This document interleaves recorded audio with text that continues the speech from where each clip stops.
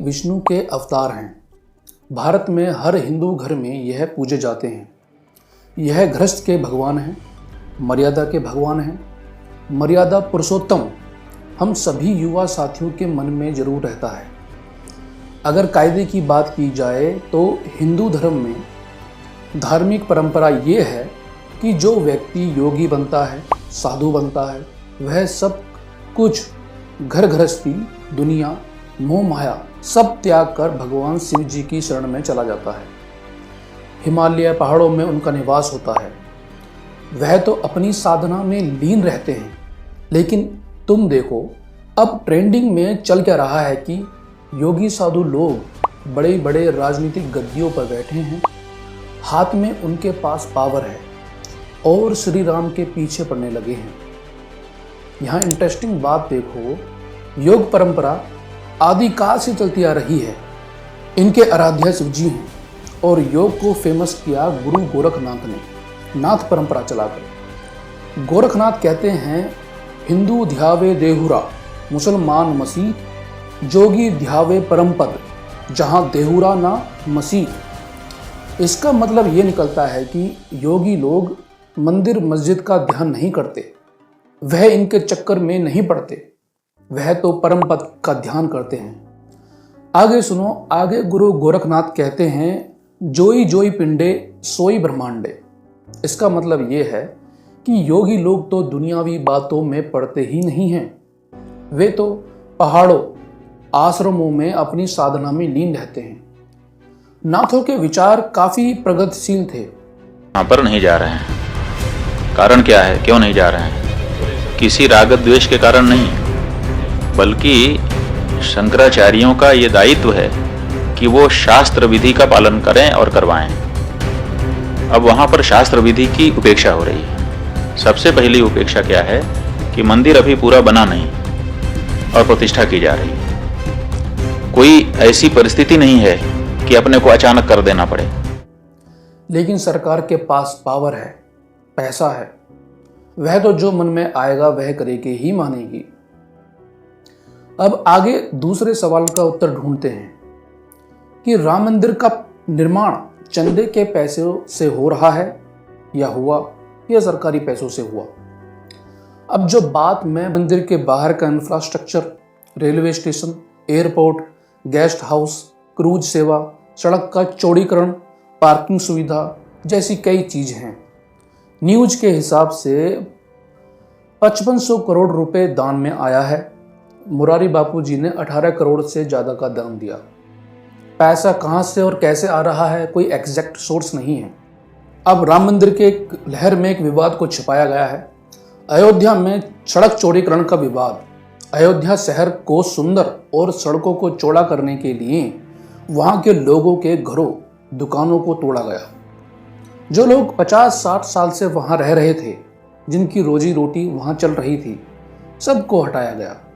हमने तो स्वयं कहा था कि ये तो हमारा सौभाग्य है कि हम जो हमारे घर की ज़मीन श्री राम लला के दर्शन में जा रही है, और हम शुरू से बीजेपी के साथ भी रहे हैं।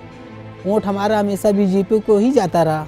लेकिन इसके बावजूद भी योगी जी के तमाम भाषण हमने सुने। उन्होंने कहा कि किसी भी गरीब की दुकान व झोपड़ी नहीं गिराई जाएगी, एक स्थान से दूसरे स्थान पर स्थानांतरित करने के उपरांत ही उसका गिराया जाएगा। लेकिन कहाँ ऐसा हुआ सर? हम लोग तो बेघर हैं। मंदिर में दिए जलेंगे या जल रहे हैं, और अयोध्या में कई घरों में अंधेरा रहेगा। यह वही लोग थे जो पीढ़ी दर पीढ़ी मौजूदा सरकार के समर्थक थे। अब सबके भ्रम दूर हो गए हैं। जो लोग अयोध्या के नहीं हैं, वह दूर बैठकर ये कह रहे हैं कि कुर्बानी तो देनी ही पड़ेगी। अब भगवान राम ही जाने कि बाद में जिनका नुकसान हुआ है उनको मुआवजा मिलेगा या नहीं। दोस्तों, अब आगे तीसरे सवाल पर चलते हैं। सवाल है कि भारत के नौजवान आखिर 18 से 30 की उम्र में कहाँ गायब हो रहे हैं? तो इसका हम उत्तर ढूंढते हैं। आपने एक सर्वे के बारे में जरूर सुना होगा। यूट्यूब, इंस्टाग्राम पर सबसे ज़्यादा 18 से 30 की उम्र के नौजवान एक्टिव होते हैं। डिजिटलाइजेशन के बाद एक खास तरह का मैकेनिज्म विकसित किया गया। भारत के युवाओं स्पेशली 18 से 30 की उम्र के, जब इनमें जज्बा होता है, क्रिएटिविटी होती है, ये मेहनती होते हैं, बेहतर भविष्य के लिए कुछ कर सकते हैं, इनमें स्ट्रेंथ होती है, तो 18 से 30 की उम्र के युवाओं को कई चीज़ों में इंगेज कर दिया जाता है। अब ये इंगेज करता कौन है? ये समाज भी हो सकता है, यह एक विचारधारा भी हो सकती है, या एक मैकेनिज्म भी हो सकता है। आप देखो, भारत में हर घर में गवर्नमेंट एग्ज़ाम की प्रिपरेशन करने वाले आपको लोग मिलेंगे, जिसमें 3-4 साल का प्रिपरेशन का टाइम लगता है। वैकेंसी मान लो 1000 होती हैं तो एप्लीकेंट 5 लाख होते हैं। सक्सेस रेशो काफ़ी वहाँ पर कम होता है। अगर सफल हुए भी तो भी गवर्नमेंट जॉब में आने के बाद या तो स्ट्रेस, दबाव, उनको झेलो या फिर करप्ट बन जाओ।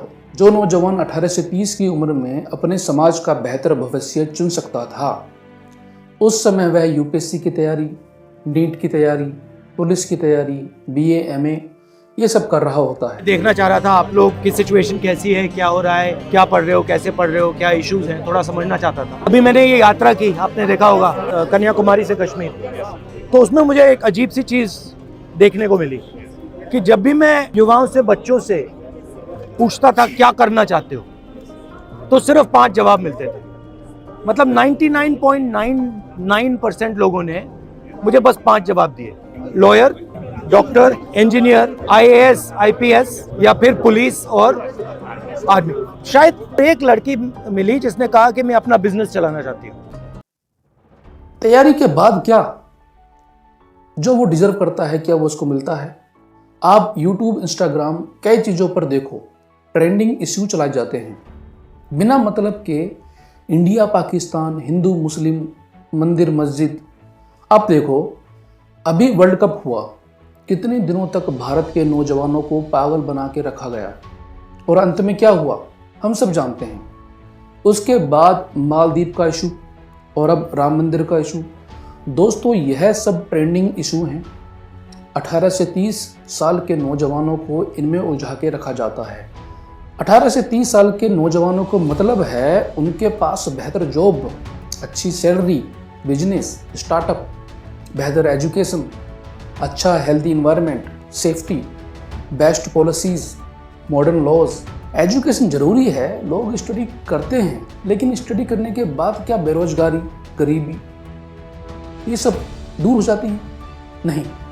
आप खुद बताओ, ये बात ठीक है या नहीं? सर, सिस्टम में 2-3 जगह खामी है। पहले तो एजुकेशन, हम सर ग्रामीण भूमि से आते हैं, मैं यूपी का हूँ, पूर्वी यूपी का। कहाँ के वहाँ? बनारस। तो सर वहाँ सिस्टम में ये दिक्कत है सर कि हम कंप्यूटर ही छुए इंटर में आके देखे आपको कि कंप्यूटर क्या होता है, तो हमारे लिए आईटी सेक्टर खत्म।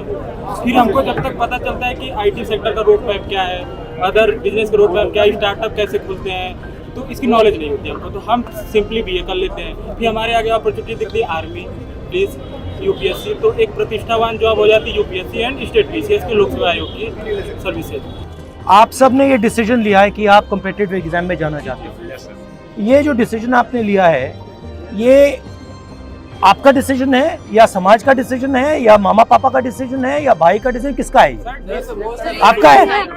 सो समाज का डिसीजन होना नहीं चाहिए। मान लो आपने ये कॉम्पिटिटिव एग्जाम किया और किसी ना किसी कारण आप पास नहीं हुए, तो फिर बैकअप क्या है? बैकअप है? No backup.